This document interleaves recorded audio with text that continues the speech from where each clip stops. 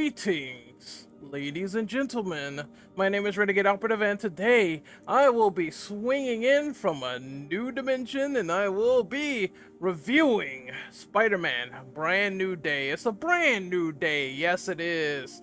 And it's going to be a spoiler-filled brand new day because I'm not going to be talking about non-spoilers in this video. It's going to be full on spoilers, full on character reveals. If you have not seen this movie yet, what are you doing here? What are you doing?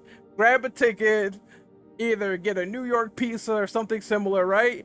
And go in the theater or sneak it in because you have to sneak it in, right? Sneak it in your backpack, put it in there, fold it up under your little like Spidey nip and tuck, right? Put it under there under your like web shooter and get the pizza in the theater because I'm going to be spoiling the holy god out of this movie. Let's begin. Once again, one final warning. 3, 2, 1, go. Alright, Spider-Man Brand New Day is a new entry in the MCU Tom Holland films. Obviously, spanning from Homecoming, Far From Home, No Way Home, and now Brand New Day, respectively, breaking that trend of using home for so long.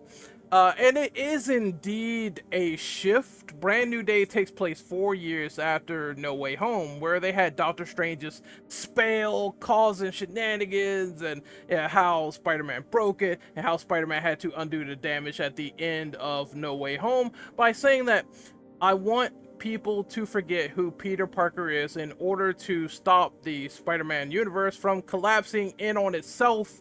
He wished for this, and now people have awareness of Spider-Man, but they don't have any awareness of Peter Parker whatsoever. That's the ramifications of Far From Home, when it was revealed by Mysterio that, of course, Peter Parker is Spider-Man, having his identity out there. Things have changed, things got more dangerous, and with the death of Aunt May, Peter Parker himself is now sort of self-isolating. He is someone who doesn't want his identity to be revealed as much as he wants it. He's going to be a friendly neighborhood grounded Spider-Man in this film. As things progress, of course, while protecting New York as an anonymous Spider-Man, Peter becomes entangled in a conspiracy involving damage control, which is a new department that will corral certain people, and they're doing little things that will like sort of lead on into one another with some of the villainous roles in the film. But damage control for now is a corporation that corrals special people. They have the tools to do this, and the knowledge between them and Spider-Man is kind of like paper thin when they first run into each other at the beginning of the movie. There's William Messinger, which is the head of the Department of Damage Control, and they are sort of working together against this mysterious antagonist, who is, quite honestly, at this point, it's the worst kept secret in the world. Mysterious, controlling people. You probably could broaden it a little bit by just saying, oh, there's a couple of people that can control people in the Marvel universe. But then you find out she has red hair, and then you dumb it down just a little bit more. Obviously, if you're a Marvel fan, you probably already know who this character is if you've seen the movie already. And then you start to unravel the story of the antagonist in the latter half of the movie. So, eventually it starts to become Spider-Man's on this case, kind of being a bit of a detective, so to speak, and unraveling what happened to this mysterious telepathic woman in this scenario as it all comes to a head. And you see your lovable characters, you see evolving powers, you see the emotional weight of Spider-Man losing MJ and Ned, and what he could lose further, given the fact that their dual identity of Peter Parker and Spider-Man does come to an inevitable crash course in this movie. And you have the side characters like Yelena Belova, the newly established Black Widow, done by Florence Pugh, which, amazing woman, amazing. She's like interesting each time that we see her. Frank Castle comes in as the Punisher by John Bernthal. Bruce Banner as the whole, Mark Ruffalo, and you have Jean the Wolf, which is the detective lady on the phone, always trying to give Peter updates and inside stories on the ground cases, and I found her to be a little bit of heart as well as he talked to her and everything. It gave Peter something that wasn't completely devoid of emotion while he has his identity under lock and key. But again, crash courses happen for Spider-Man, so this is a thing that occurs often in this film.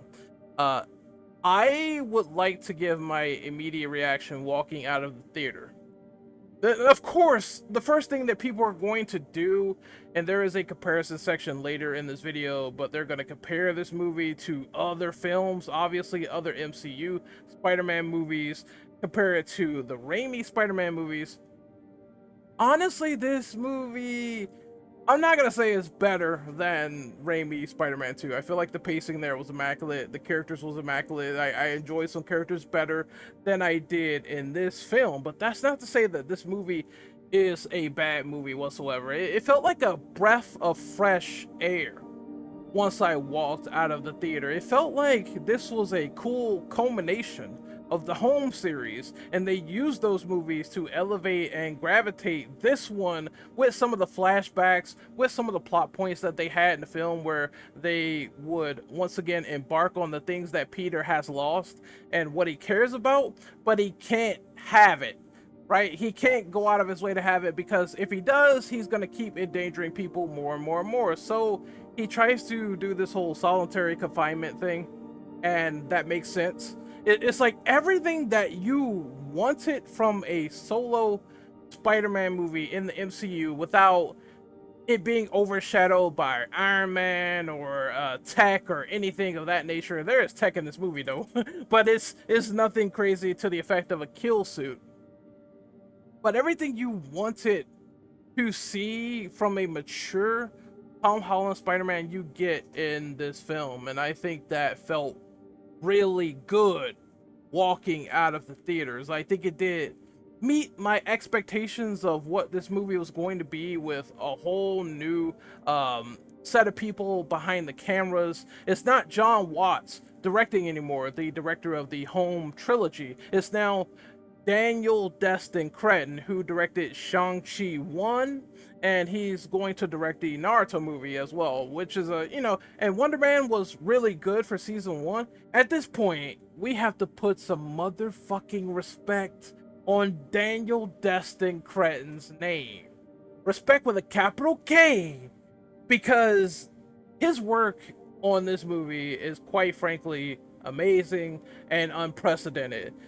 An Amazing Spider-Man will blush at this rate, seeing some of the fight sequences in this movie. Also coordinated by Jackie Chan's stunt team, which they did a phenomenal job trying to do practical where it fit, trying to do practical where it mattered, actually having Tom Holland up there and just doing things and swinging around and kicking people in the walls and actually embodying and being in the suit for like 90% of the movie. It really just made it sing, oh, this is really a Spider-Man movie. Of course, while I would have probably wanted some more Peter Parker things, I think they fit in where it counted.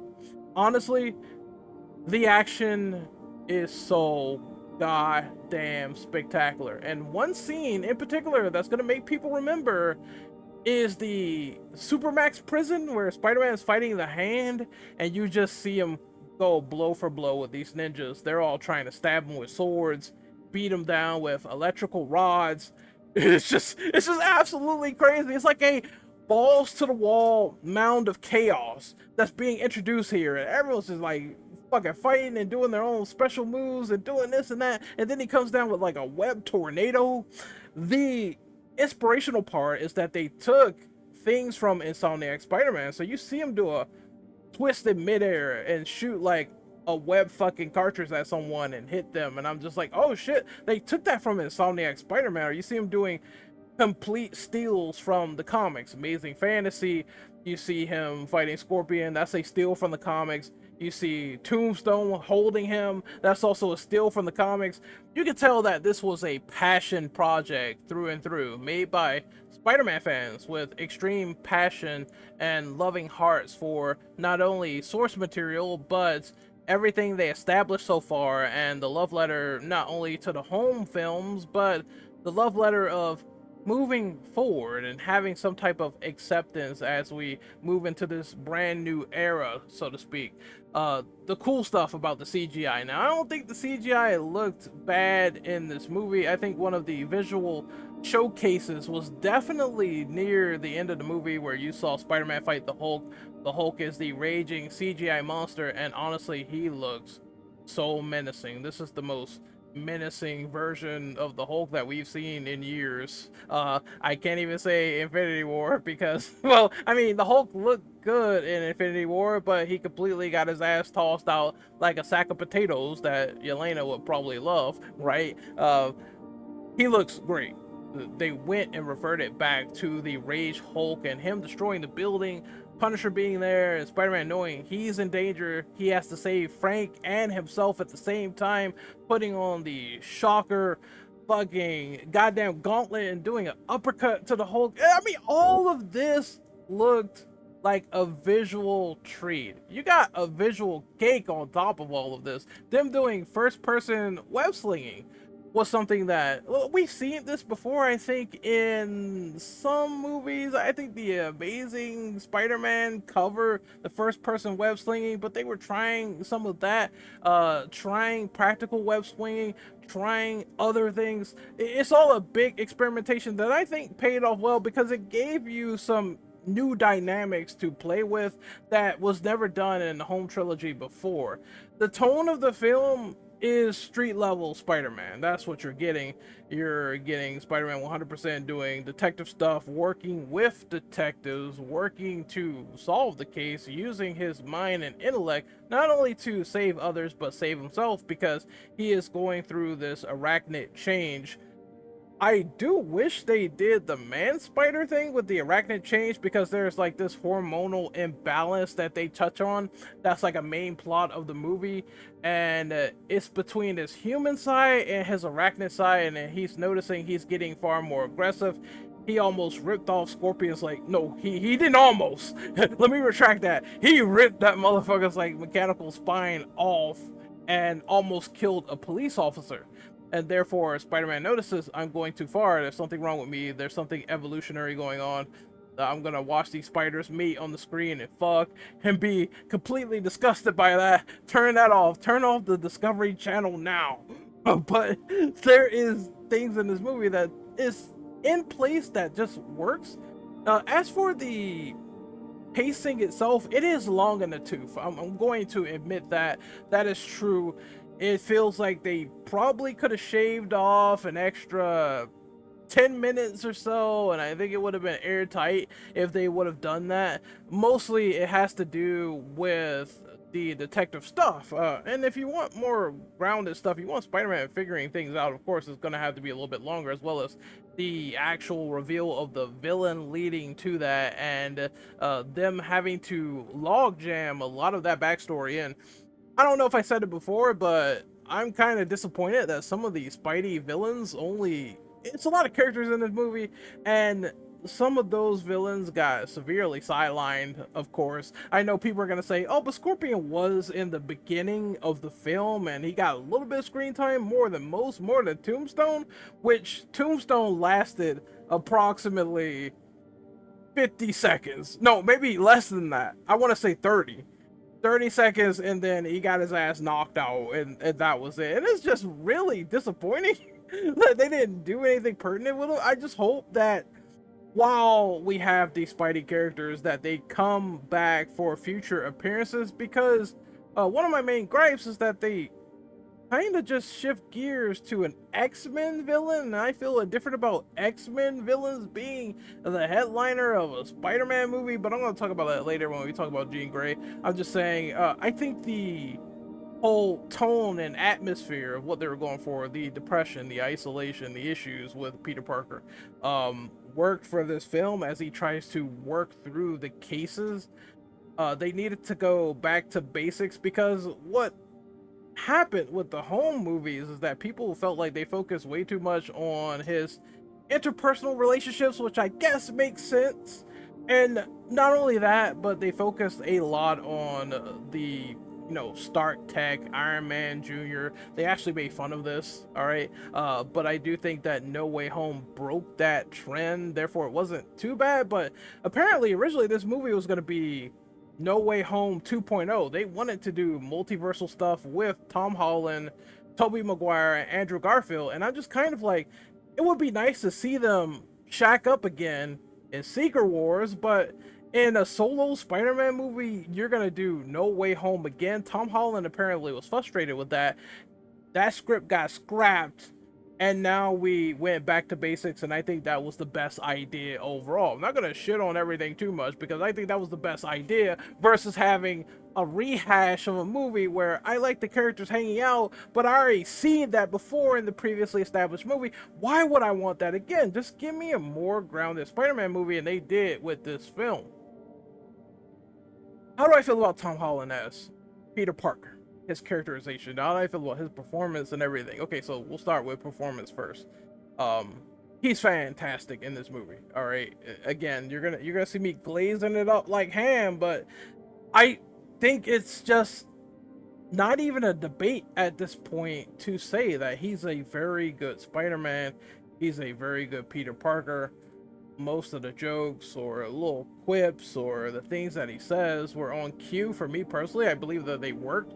They may be a little off to certain people. I saw people complaining about the stretching scene. Oh, I gotta warm up a little bit first. Oh, I'm not in high school anymore. But I truly believe that is classic Spider-Man endearment. Shit talking villains and talking shit and just sort of being, a little bit self-serving here or there, just making corny dialogue as he goes through the motions and has these intense fight sequences. The fact that they are big fans of the source material, Tom Holland just works for Spidey. And the main meme that people made on the internet is, hey bro, you can't quit now. You got like 2 more left of you. You got maybe 3 more, all right? Not counting, if we count crossovers, yeah, we need 2 more solo Spider-Man movies before you pass the baton over to Miles Morales, and then you can go and do your own thing. But we need you for a couple of more, fam, and we obviously need you back for Secret Wars. And I wish he was in Doomsday, but, hey, sometimes things happen. Maybe they couldn't fit him into the movie. He's just good. He's just so good. I think he gets it after all this time. Probably the Spider-Man has been working in the business of being the longest running one, and then the second one is Tobey Maguire, then the third one is Andrew Garfield. But I would love to see them all again, just not in a Spider-Man movie, just in Avengers Secret Wars, like I said before. His emotional journey was once again understandable. If you've seen a typical Spider-Man movie before where they work on these tropes, this time though it's understanding once again that this dual identity just leads to overworking on the Spider-Man persona. It kind of reminds me a bit, and this is a strange comparison, but it reminds me a bit of the Batman, where he wasn't really Bruce Wayne in that movie. He was mostly just fucking Batman in most of the entire film, and then only Bruce Wayne in certain parts. But I think it's different in the fact that when you do get the Peter Parker stuff, it's honed out, it's fleshed out, and it's a lot more resonant with the emotional stakes in the film. You get this very harrowing scene. You get a few of them actually with Peter Parker. You get these harrowing scenes between him and MJ where either MJ's ripping out his beating heart and saying that she doesn't love him, which kind of reminded me a bit of Gamora and Guardians of the Galaxy, where the past Gamora and then the present Gamora or whatever, the one they ripped from the other timeline of Avengers or whatever, she isn't in love with Quill, but the other one who sacrificed herself or she got sacrificed. She didn't sacrifice herself. I'm thinking about Black Widow there. But she got sacrificed by Thanos for the Soul Stone. She was in love with Quill, and she's not like the same anymore, and they're kind of just tinkering and toying. Hey, the spell has changed MJ for good. Peter tries to open up to her. she tears his heart out. It's a emotionally gut-wrenching scene because you're gonna have to sit there and take that and be like, oh my god, brother, but he still loves this person. He still cares for her. He doesn't lash out, and it just brings you to this heightened state of feelings, man. And it's just so well done between these characters. Again, you can say maybe they reheated it from other Marvel movies a little bit, but it worked so far for Spider-Man and what he has to go through to understand that yes, this is the consequence of my actions from the last movie, and I may not get a chance to spend a life with this person, even though I wanted it, even though I wrote this note, even though I didn't want them to find it. I'm trying to express myself and be true to my emotions and maybe give it a second chance, and it's what I always want. It seems like she's opening up, but then the revelation is not really, and that's human. You are a human being, and sometimes you don't always get what you want. You don't always get happy endings, and it just broke me, man. It broke me on just this metatextual level that just makes me go, yeah, this is Spider-Man. This is when the identity clashes. This is when everything is on the line. This is when everything gets emotionally human. One review stated it best, and I'm sorry, fuck you, helicopter. Fuck you, Spider-Man helicopter out there spying on me during this review. So if you hear like a giant cavalcade of like helicopter blades, sorry, I can't control that. But one thing that got me was there was a review that said instead of focusing on the superhero, right? And there's a lot of focus on the superhero, but I think what they were getting at is instead of focusing on the superhero, the core of the story that works so far on an emotional level is the superhuman, because that's what Pete is, superhuman. And there is layers to the fallible nature of Spider-Man. Even later on, he makes the mistake of sending Jean Grey to damage control because he resonated with her story and where her sister got captured, right? She got captured and she got killed by damage control after so many various illegal experiments. And this is sort of also setting up future MCU movies with Jean Grey and whatnot, but I'm just going to skip past that. I'm not going to focus on that now and just say that he has emotion with that character too, and that also works out pretty well in the end. It does feel like classic Spider-Man. It does feel like growth finally for this character, and honestly, I think Tom Holland is becoming one of my favorites so far. I know there's nostalgia for Tobey Maguire, but I think we can have that conversation now where certain people will think he's getting above or up there as, that guy that really gets it for mainline Spider-Mans, or just being that number one for certain people. I can see it. I can see that discussion and see that debate unfolding, and I can sort of see why people probably will think that, oh, he's really exceptional for what he does. Let's see.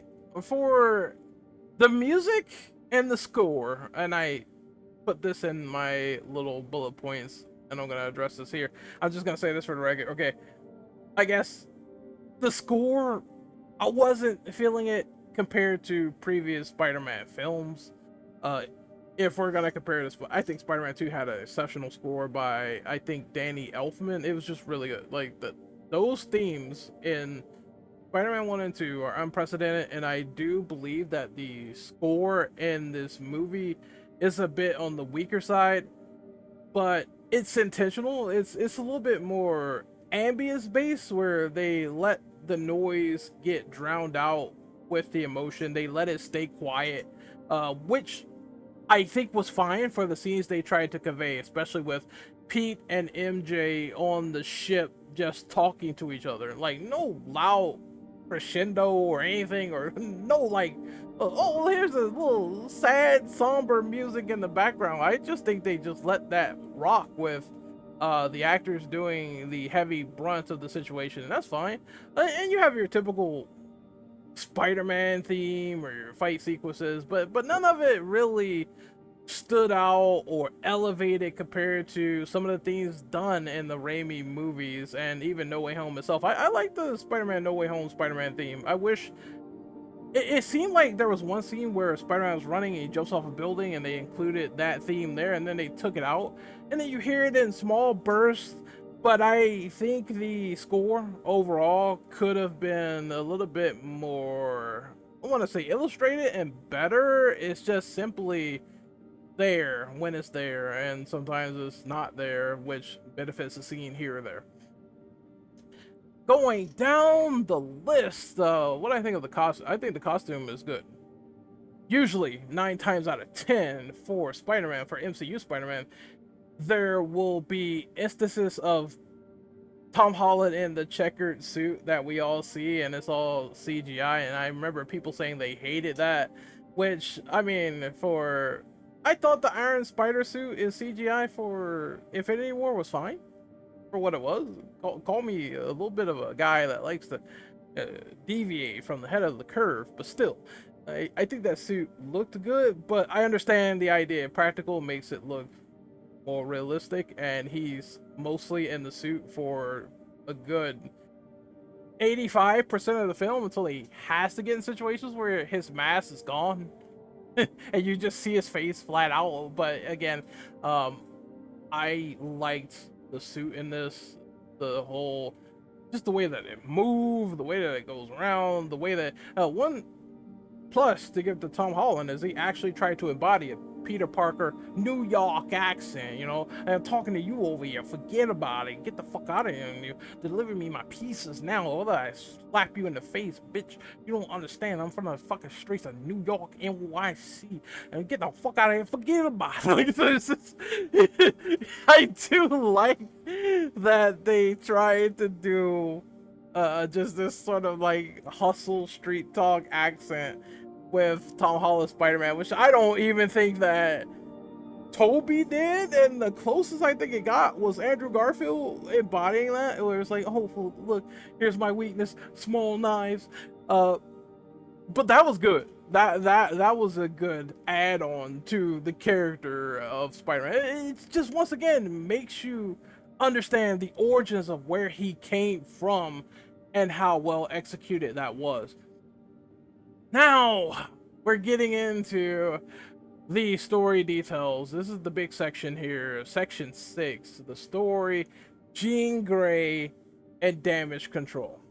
Okay, do not kill me when I say this. I already alluded to this. I was one of the people that initially thought when they revealed that it was Jean Elaine Grey as the main antagonist, and it's not even, if you're a fan of these comics, if you're a fan of this universe, if you're a fan of this stuff in general, it wasn't even remotely subtle in the movie itself. Like, as soon as I saw that there was a villain that was doing like telepathic nature and leaping from person to person to person to person, the first thing on my mind, even without spoilers, even without Sadie Seek, even without all of that in mind, the first thing on my mind was that's Jean Grey. It's nobody else. It wasn't really a surprise or shock to me at all, and I think that was sort of a little bit against the movie's detriment. Because they could have played it up as more of a mystery, but the more she kept talking and taunting to Spider-Man, the more these bodies started to shift like they were being astro projected out of the thin blue. I was like, come on, we know who this is. This is Jean Grey. So that part took the wind out of my sails a little bit, but I was still intrigued to figure out, oh, what's going on? How are they going to develop this? And why is Jean Grey antagonistic in this film, which is she's the central mystery of the movie when they find out. Then it goes on, and you come to find out the stuff with her sister, like we mentioned and touched upon earlier, where her sister Sarah was captured and apprehended by damage control, and they were later doing experiments on her. They killed her, you know, as a means of all these experiments, right? She eventually died from them, and the big mystery of the movie, the big MacGuffin is figuring out what VMAX is. What is VMAX? What is this in particular? What does this mean? And I hate to be so negative on this Gene section. I know there's gonna be people that will say it worked for them, it was fantastic, that's great, but for me, I feel slightly indifferent on it because when you figure what VMAX is, what she was looking for the entire time, they just simply tell you, oh, it was the ventilation area where her sister was killed, and she puts two and two together that Messinger murdered her sister from these inhumane experiments. And I'm just thinking to myself, oh, that was a bit like straightforward, right? That was a little bit too prototypical. That was a little bit way too on the nose for this MacGuffin. It could have been a little bit more interesting. It could have been a little bit cooler. I don't know how I would have written it to be cooler. Yeah, I definitely wouldn't want Sarah still alive. I think her death does service that part of the story. But I just believe that finally getting to know what VMAX is, and it's just, hey, it's a place where we're gonna harbor people with high telepathy. We're gonna try to drag that out of you as well.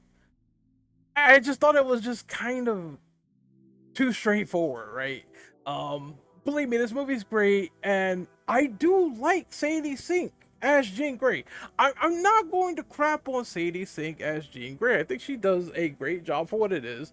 She does some cool things when she finally eventually turns good, because I mean, after a while, Peter is on her side, and there's these moments of emotion where they do work. You know, these like pull strings that I think the reveal of Jean Grey was poor, and I think the whole VMAX thing was also kind of poor, but the situation that she's in, her backstory is good. I say her backstory is great, and the ultimate conclusion is great. Eventually they brought it home, but I feel like that initial reveal and what VMAX was could have been just a little bit better, and it was just too on the nose for me personally, to the point where it wasn't even a shock or surprise, right? And that's just someone detaching his mind from everything else of the worst kept secret in the world of Sadie Sink being Jean Grey. It was just not a good mystery. That's what I want to say. It was not a great mystery to me as someone who could put two and two together, but I think this would probably work better for someone who doesn't know shit about the comics, doesn't know what's going on, and they could be like, oh shit, that's VMAX, that's the place where her sister died. Then maybe that works for someone else, but I felt like it didn't work for me. But the trade-off was great characterization on the reveal. Her relationship with Peter Parker itself was phenomenal, actually. Like I said, that was really well done. Just the situations after the fact, seeing her mind evolve and become stronger, where she could actually dive into Peter's mind. Because one of the things about this movie is, and I think that was a better mystery overall of what I'm saying here, is she cannot dive into Peter's mind for some reason. Her powers are limited. She's even weaker than her sister, but then she evolves and gets stronger, and man, that's gonna have some effect and ramification in the future for sure. But it felt like Jean, now you can understand why she's being the way that she is. I'm gonna say that much. I'm gonna give her that credit. You can understand why she's being the way that she is, where she's being vindictive, she's angry, she's someone who has a reason to do what she's doing because her fucking sister got captured and killed. I mean, anybody in that situation would feel the same way. Therefore, I could say that even if I felt a bit mixed about them utilizing Jean, I liked the aspect of why they tried to do what they tried to do with the emotional angle. And I think that worked for me in the long run, where it's like, oh, now once you get the full context, you understand why she's going through what she's going through. She didn't feel like a useless filler character where they have like no origin or backstory or motives that are remotely close to anything cohesive. When you find out, you totally get why she's doing it, and it does make sense. I just wish that the initial payoff to figuring out those origins were a little bit better, and Spider-Man villains got sacrificed in the process for this. But Jean is good emotionally. Sadie Sink really played that shit up. The scene that everyone's gonna remember is obviously where she's talking to Aunt May in Peter's mind and trying to console her and even give a little bit of that responsibility talk, which Marissa Tomei is back, and it works. It just works so well for what they do. So I'm gonna give this praise. That part I'm going to praise, as well as how she connects with Peter. I'm also gonna give that praise. I just wish the mystery was a little bit better and not so, oh, it's in your face, easy to predict, easy to put together. It just felt super easy to me, and it could have been handled a little bit better, but the payoff for the emotional stakes works. So people are free to agree or disagree with that part, but that's just kind of how I felt about it. The ultimate twist paid off, but not the sort of, you know, the dangling piece that was there where it's like, oh, here's an obvious plot point. I felt that could have been done better. The supporting cast, you're going to like most of them, even though some people have more screen time than others. Clearly, MJ and Ned, clearly they have to come back because once again they are integral to Peter's life. They're pretty much the same characters they were before from the home trilogy, but with differences of obviously not knowing who Peter Parker was and dealing with the ramifications of that, and how that's affecting people. Ned's kind of all for it, but MJ not really, which is why it increases the emotional stakes, and they are wondering why Spider-Man is constantly saving them, which I thought, you know, made sense. Yelena's in here, and I people are gonna say, oh, her scenes are cringe being in the hot tub. I think most people are just gonna say, oh, it's Yelena Belova, but it's Florence Pugh with titties out, and that's all I need in a movie. It's most people that are gonna say that, or hey, the potatoes thing was dumb. I like it though, because I like simplistic things of that nature, of that magnitude, and I don't need anything else from this character. I already have some intertwined emotional connection with this character, or I liked her from Thunderbolts, therefore I don't mind her appearing anywhere else and giving people a pep talk about depression, because she's witnessed and experienced and seen the living embodiment of depression with the Void in Thunderbolts. Frank Castle himself as a supporting character, he's awesome, man. The Punisher is like great in this movie. I saw another review counter to this saying that they regressed or ruined the Punisher's character by having him be this sort of surrogate father figure almost. I wouldn't even say he's a father figure, just he has a heart for Peter and sees him as a good kid, right? I don't even think he's trying to father over him. He is trying to protect him, of course, in the film. He puts a fucking 50 cal slug through Peter. He's trying to get Jean Grey in the process, because it's like, this bitch is trying to take over the whole place of New York and mind enslave these people, and then you see that everyone's kind of like frozen in place when her powers go completely insane.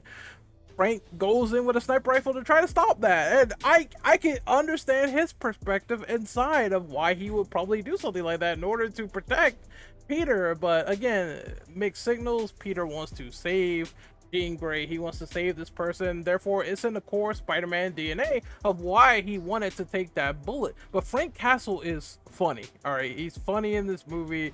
He has great moments. I like the whole interplay of him and Tom Holland, where they go, are you blushing, are you crying, at the end of the movie, where it's like, you know, the fucking Spider-Man's talking about Mary Jane having some interest in, he's like, are you blushing, Daffodil? And then Frank is with Peter at the hospital, and there's even, I think it was I don't know if it was it Civil War, but there was that panel of Punisher holding Spider-Man, and that was cool, and they incorporated that in this movie. And then Frank's like protecting him, saying that uh, Jean Grey was there with you, trying to make sure that you weren't having, uh, you weren't gonna die, right? You weren't having a dying breath. She was here to the end to try to protect you and get you back to nursed health. And Parker says like, "Are you crying?" It's just an emotional moment. I understand that Bernthal and Holland are friends, but their chemistry is impeccable in this film as Punisher and Spider-Man. And dare I say, I like their connection a lot more than Tony Stark and Spider-Man in the previous movies. I believe it's way better here.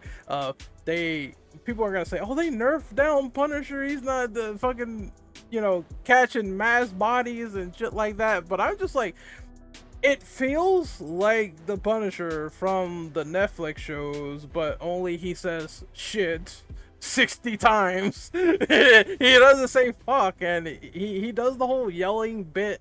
He does the things that people come to know him for when he has that fucking law and he's shooting at the Hulk. He does all of that. All that stuff is there. Like his braggart attitude, the whole coffee thing, him bickering back and forth like an old married couple with Spider-Man. It's brilliant stuff. Even at the end where he's just sort of in the Spider-Man mask and he tries to help Pete get out of the hospital through these hospital garbs and shit, where he, obviously Spider-Man's in the building, Peter is Spider-Man, he gotta go out in some incognito way, and him just sort of doing that favor for him. I like that very much. I thought it was a great dynamic of someone you could look up to, someone who you could care for as a best friend. Same for Spider-Man and Jean Grey, them eventually sharing trauma bonding between each other, and having that connection, and as they're like a brother and sister in this film. So I thought that dynamic was really good as well within the film, even though I had a problem with the mystery aspect to it, and I thought that it was just kind of softened like a dull blade because it was very, very typical on the nose. The payoff there was worth it. Bill Messinger is Bill Messinger. He's a he's an experimenting piece of shit.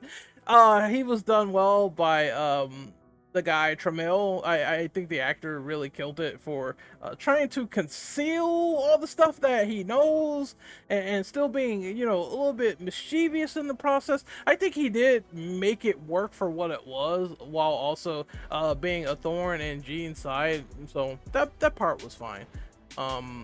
And Banner in this movie, people said that Hulk, I heard a couple people say that they didn't like the Hulk being represented the way that he was, and the whole inhibitor thing, and Professor Banner, you get a little bit of him having an interplay of folks being in his class and asking him Avengers questions. But in this, I think it was fine.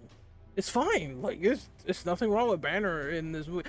One of the things I did enjoy was Banner knowing that he's losing control, and he tells Peter, clear from the building.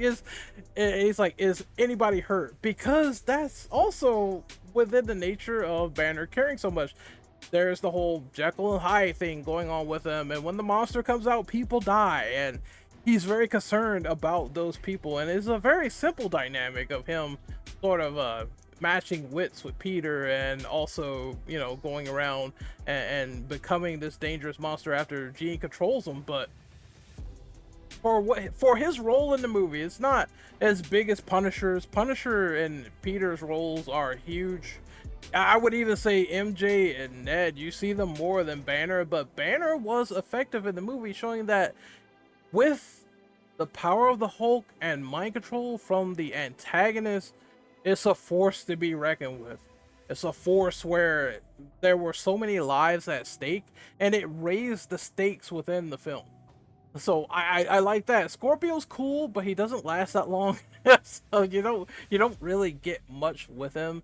And the themes and the emotional core of how they showed the parallel between Peter and Jean Grey dealing with loneliness and trauma and loss, Peter's isolation and loss of his identity after No Way Home, and struggling with that with his friends not knowing who he is, that emotional weight of reconnecting to MJ and Ned, and not having the odds always go in his favor, and having him grow from needing guidance and being alone and figuring, maybe I just need to be away from these people that I love versus getting community. That's a very strong message.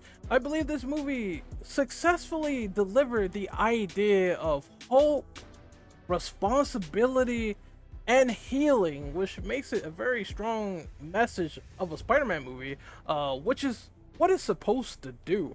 What it's supposed to like solely focus on, and I believe that all the parties involved with making that work, they did a phenomenal job. Like, this is a team that I want to see on a Spider-Man movie again in the process. And like I said, the ending is that sort of, again, it does remind me a lot of Thunderbolts when they were in the mind of the Void, but it works well for Spider-Man because, again, you have Jean Grey's epiphany of her damaged state. You have Spider-Man's epiphany where, now he doesn't want to be alone. You have everyone's epiphany involved. Even the point where she dives into Punisher's mind and she finds out how fucked up he is. The characters were cool in this film. For the backup characters, the main cast, everyone, they did a great job.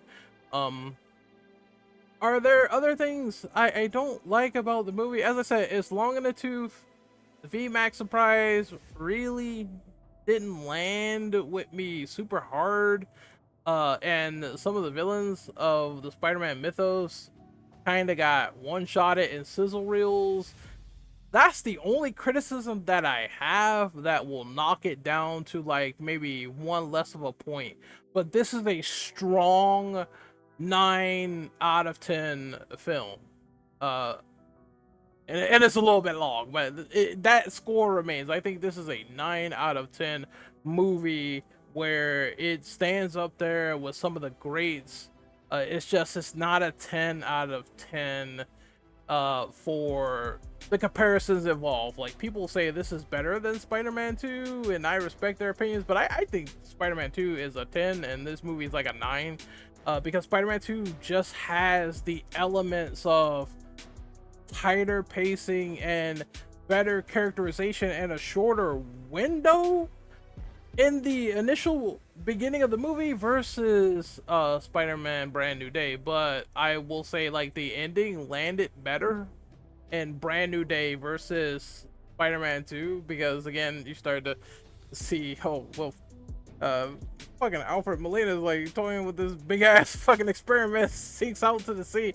It was just typical how it was gonna end, with him finally coming to his senses and drowning the whole thing. Still emotional moments regardless, still a good ending regardless, but I feel like Spider-Man 2 does have like a couple of things where it's just like, oh man, maybe they could have did better in this area, and the same for this movie. But I would put that movie above. It's just some things they did in that movie, the train sequence, carrying Spider-Man, all those memorable moments just stick with me. But this one has its own memorable moments as well, even with the comparison. So both of them still stand at the top of the mountain, and it does.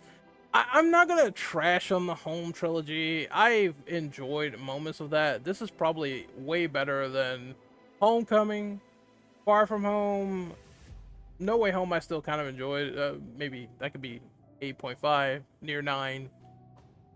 Both of those movies kind of stand on par to me any given day. But this is a textbook case of, if you just want a soul Spider-Man film, this is the one right here that breaks that mold. And like I said, recontextualizes the Home trilogy to the point where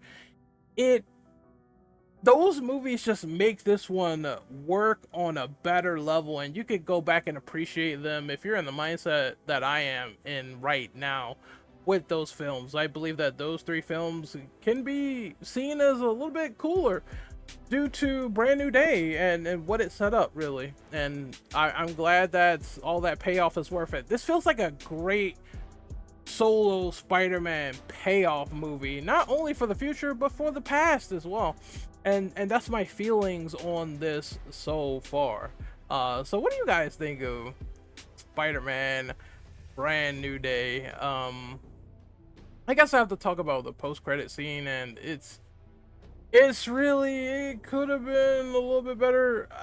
Personally, I would have put the symbiote in there or alluded to the symbiote in some fashion. One of the theories is that Peter already has it with this emotional aggression, but they just simply show the Spidey tracker, right?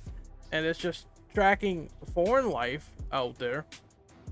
It's just tracking it, and then it says something like, "Oh, another Spider-Man has been detected. Another anomaly has been detected," and then it just shifts to space, and it says Spider-Man will return. There's two theories about that, but I think as a post-credit scene, it's not great. It's kind of mid, because again, I would have had something related to the symbiote by now, maybe crawling on Peter's suit. That would have been cool. And just show more of a reason. Why is there a Spider-Man now in space? So clearly he probably was flown out there due to Secret Wars, probably setting up the battle world, or they're highlighting the fact that the Spidey tracker is picking up another anomaly because it's not Peter 1, it could be Peter 2 or Peter 3. And that goes into Doomsday, because one of the rumors about Doomsday is that Tobey Maguire and Hugh Jackman, they're going to be in that movie. That's one of the rumors, and I guess maybe something happens on a far off world in space where they confront Doctor Doom and you see that unfold. Maybe, you know, but overall the implication is cool, but we had way better post-credit scenes in the MCU. Way better, way ones that had like more cooler initiative behind them, more cooler setup. You know, I would even say, I'd even go as far as to say, I think the Ant-Man and the Wasp like post-credit scene where all of them like dust and disappear, that was way better than this one. Like, this one just kind of says something, and it doesn't really have any sort of oh shit moment to it. It's just, it just seems to exist in a vacuum of what we're possibly gonna find out with Doomsday and Secret Wars. So like I said, it could, even the symbiote post credit getting loose or whatever, like I said, they could have put that on Peter's suit and that would have been better. That would have been fine, but still, again, you know, once you get to the second half of the movie, it's mostly, first half is Spider-Man doing friendly neighborhood stuff. They set up the damage control people. Then Jean Grey comes in and changes the whole scope of the movie. I mean, at the beginning, they do have her taunt Spider-Man because she couldn't dive into his mind, so she starts diving into everybody else's mind all over the place. It starts to turn into a fucking bonanza after a certain point, right? But then, Spidey finds out the truth. Everyone finds out the truth about Jean. Some people start to feel indifferent about her, and he tries to go on this journey to save someone who might have a little bit of good in them, and that's a good message, right? And one of the scenes in this movie that will resonate is the scene where he does leave the hospital and everyone's cheering Spider-Man in good faith, and he's seeing it and everyone's loving who Spider-Man is, and it instills that hope into you. It's such a dark movie. This movie's dark.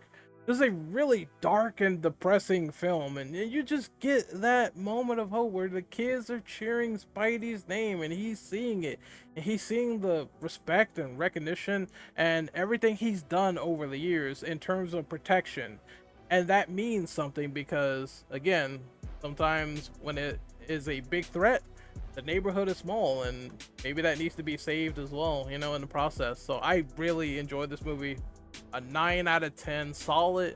I dropped the point for the things I dropped the point on, but I wouldn't go any lower. This is one of the better MCU Spider-Man movies.